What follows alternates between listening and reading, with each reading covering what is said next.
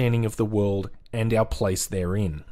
Getting back to the article which Logic covered, if Tim the Toolman or, say, Homer Simpson, Ray Barone, whoever, strayed too far from reality, or at least what we expect from the archetypical everyman these characters are meant to represent, we wouldn't understand their character motivations or get the intended punchlines of jokes. We would find it awkward, uncomfortable, and confusing to watch. The very fact that these shows are successful means that, unlike the penis song, there is some real-world basis underpinning these male characters, their behaviour, and the interactions they have with their wives, such that our suspension of disbelief isn't broken every time we see the oaf husband, smart wife trope play out. Like Bayonetta and Marcus Phoenix, they are exaggerated caricatures, albeit behavioural caricatures rather than physical.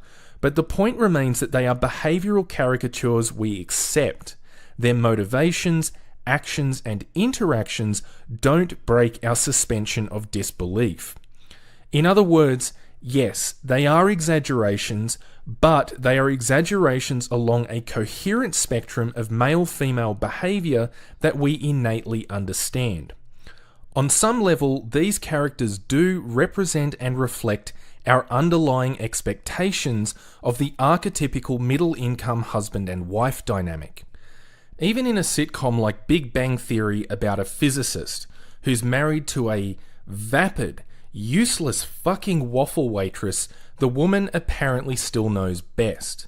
The show makes it abundantly clear who is the dominant authority in that relationship.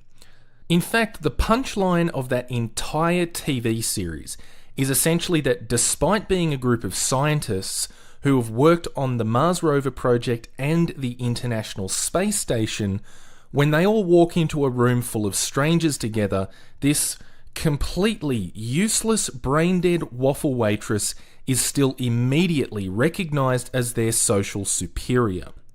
This behavioural gender difference that underpins the relationship dynamic of sitcom couples is as real as the hip-to-waist ratio and muscle mass measurements which underpin physically exaggerated video game characters. Obviously, to a lesser extent than we see played out in these fictional sitcoms, on some real-world level, we really do expect husbands to just shut up and do whatever their wives tell them to. I really don't think that we as an audience would be quite as accepting and accommodating of these characters entering our living room each night if this representation of marriage dynamics which we see played out time and again as if on repeat wasn't a commonly held expectation in some real-world capacity.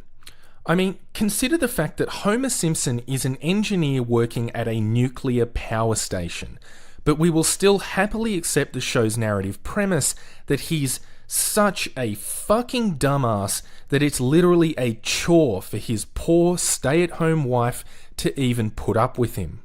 Look, the existence of these characters are not really discriminatory against men. I don't think they are quote-unquote spreading misandry. I do, however, think that these recurring themes and the audience's comfortable and consistent acceptance of them does provide some insight into, shall we say, the underlying feature space of attitudes and behavioural expectations that we innately hold about male-female relationships.